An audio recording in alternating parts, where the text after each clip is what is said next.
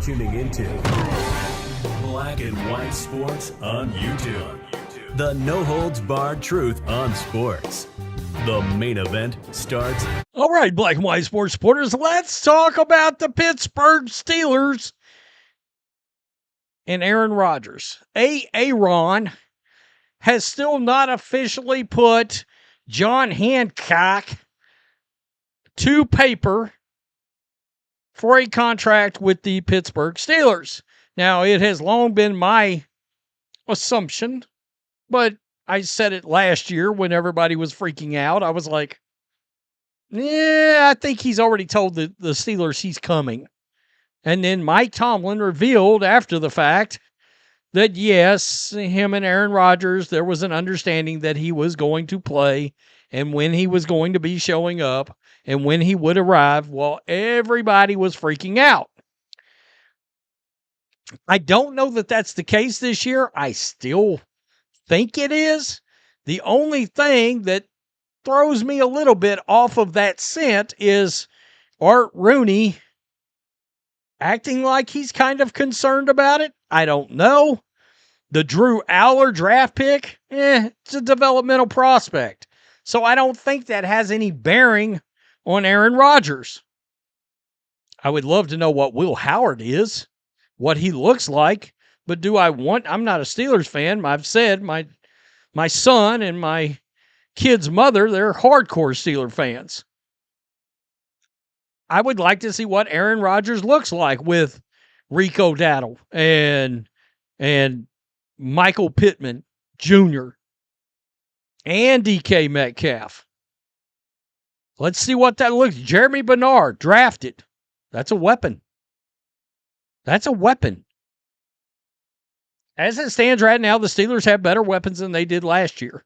And I made a video as soon as the season ended. I said, if Mike Tomlin's going to stay, or if he's going to go, this team needs a different philosophy when it comes to getting actual playmakers on this team. Because you could watch the team last year and realize they didn't have enough playmakers on offense. I mean, really? You're watching that team and you're like, whoa. I mean, you look over at the Rams. I mean, Devontae Adams, Puka Nacua, three tight ends that could all start on most teams. Williams at running back. Look at the Lions. Jamar Gibbs, a true playmaker.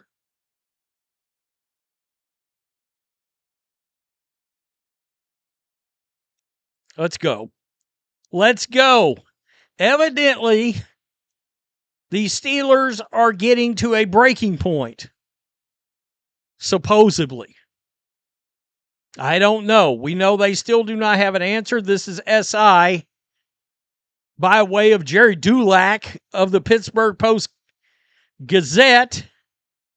The Steelers may be nearing the end of their patience. According to Jerry Dulac, the team is starting to reach a breaking point where understanding becomes frustration, and it's unknown how much longer they're willing to wait. Quote, after watching two of their expected deadlines come and go and insisting this isn't the same situation as last year, the Steelers might not be so understanding if this drags on for more than 2 weeks.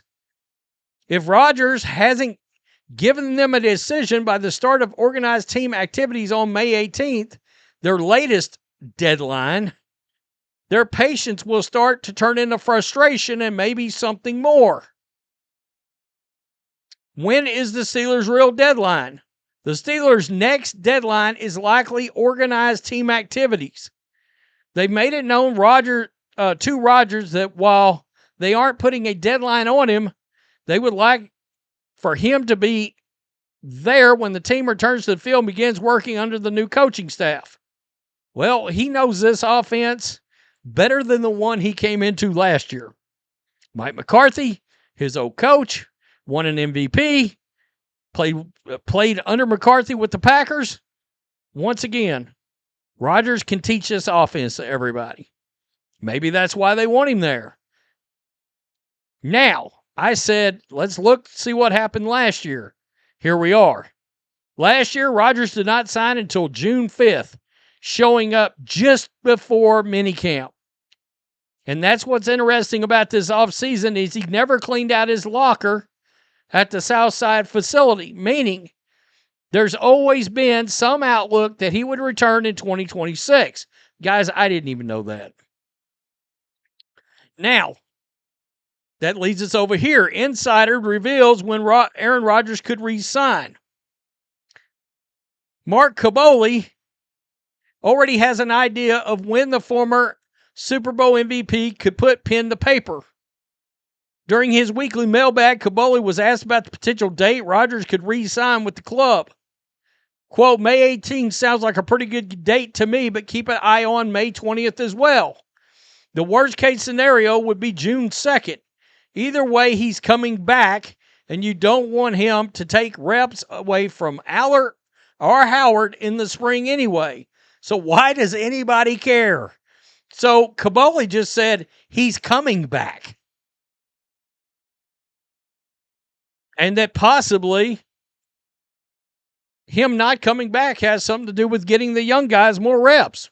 Okay. I mean, yeah, Rodgers don't need it. He doesn't need those reps, right? We've seen this with veteran quarterbacks before.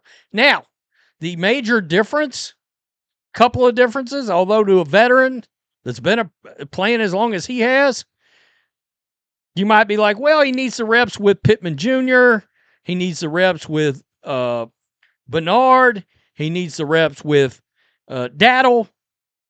Does he?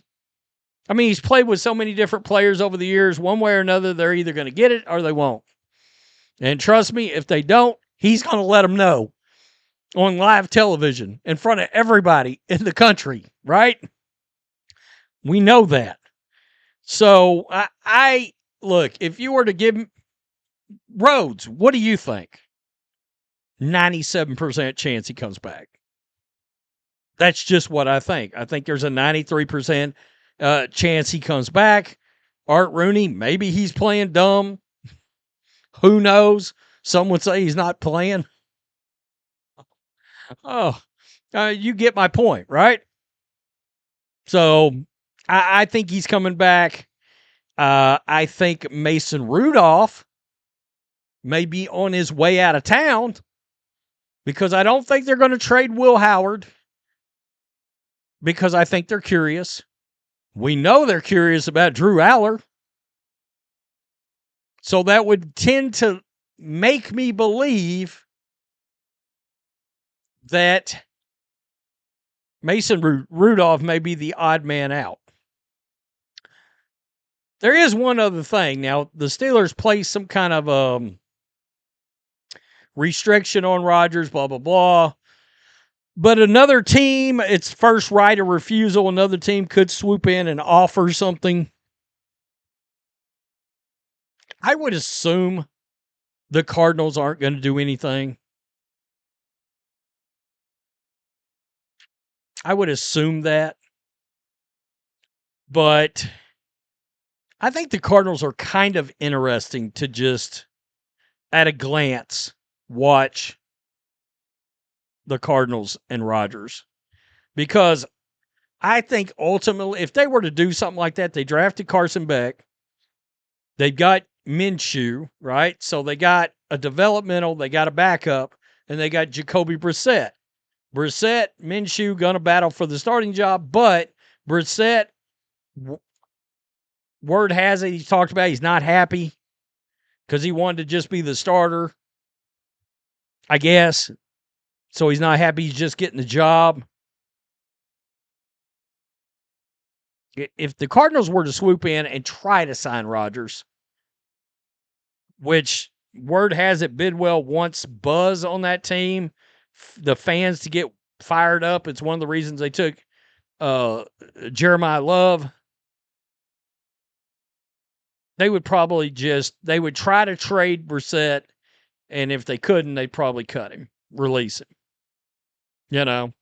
And he would get signed real fast by somebody as a backup because he's I mean, Jacoby Brissett is a borderline starter. He's like a, if you got 32 starting quarterbacks, he's like, 28 to 35, that kind of guy. I don't know.